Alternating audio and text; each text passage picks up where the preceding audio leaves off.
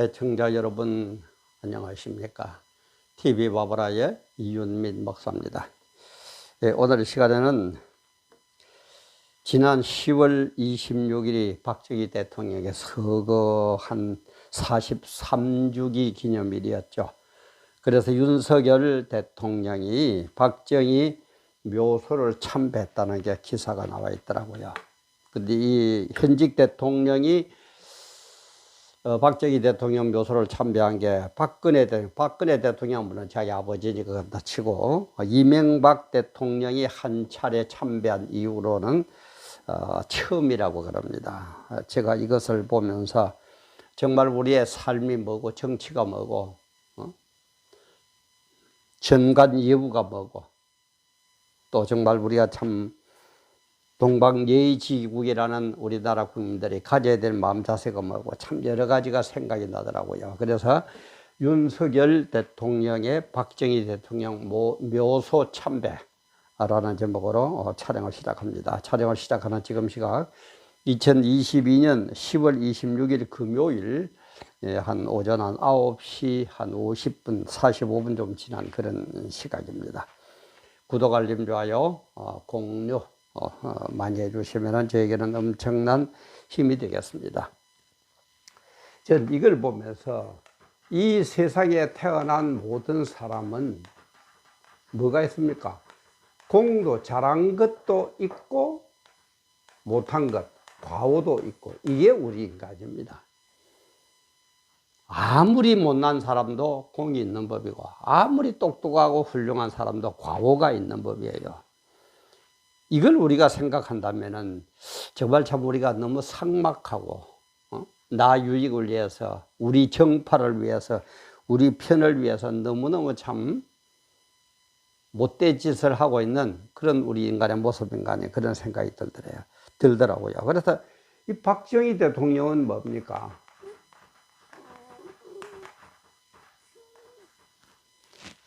공은 경제개발입니다. 누가 뭐라고 그래도 경제개발, 이 민족을 이 정도로 잘 살게 만든 것, 그걸 부정할 사람 누가 있을까요? 응? 세계 최빈국, 아주 못 사는 그런 나라에서 그리고 수천 년간 농사만 짓던 그런 나라에서 새마을운동을 비롯한 잘 살아보자 운동을 벌여가지고 GDP 10위권입니다, 지금. GDP 10위권. 대단하죠. 전 세계의 10위권이에요. 그리고 무역은 6위권.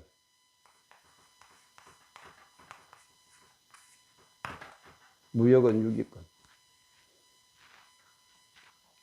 이런 선진공업국을 만들었어요. 근데 2차 대전 후에 많은 나라들이 독립했는데 2차 대전 후에 독립한 나라 중에서 유일하게 한국만 선진국이 되었습니다. 누가 기태를 놨습니까? 박정희 대통령이 놨어요. 엄청난 겁니다. 이 은혜를 안 입고 사는 국민이 되면 대한민국에 있습니까? 박정희라면 잡아 죽이려는 종북 잡발들을 비롯해서 야당 인간들에게 한번 물어봅시다. 당신들이 그 정도로 잘 사는 기분은 어디에서 왔습니까? 좀 생각을 해야 돼요. 물론 과도 있습니다. 잘못이 있어요. 과는 뭡니까?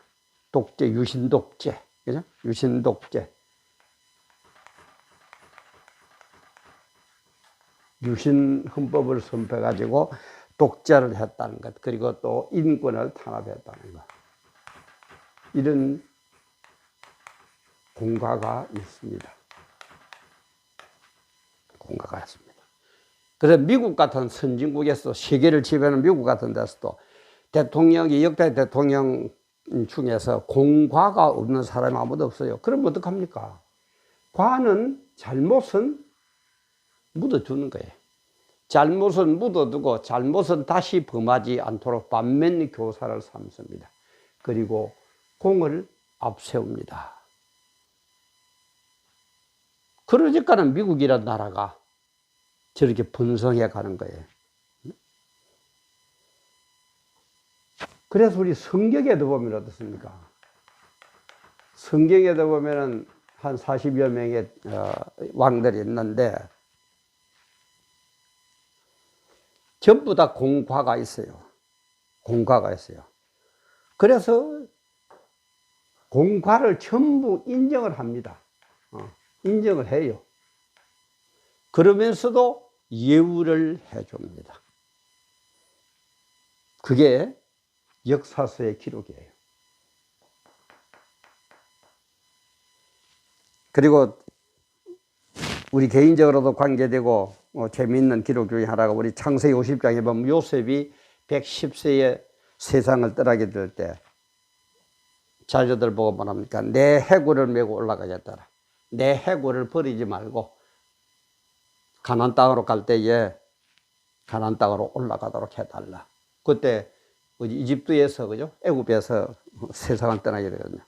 그러니까 자녀들이 그렇게 하겠다고 합니다. 그러면서 출애굽기 13장 19절에 보면은 모세가 요셉의 해골을 취해 가지고 출애굽을 합니다. 그때가 내 해골을 메고 가라 한 요셉의 유언이 있은 지 약 360년이라는 세월이 흘렀어요.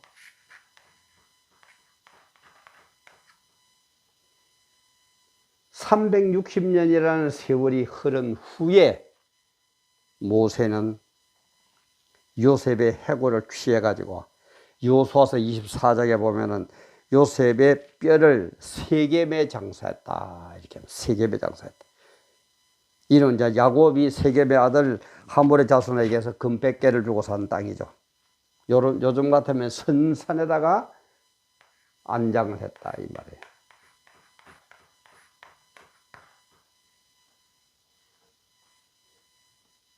요셉이라고 공과가 없겠습니까? 그 유명한 지도자 모세가 볼 때에 자기의 선조 요셉이 공과가 안 보였겠습니까? 그러나 우리는 공은 기리는 거고 과는 묻어두는 겁니다.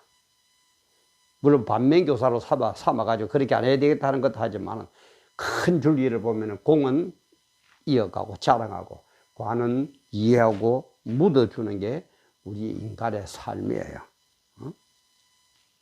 그런데 지금 주사파를 비롯한 종북 좌파들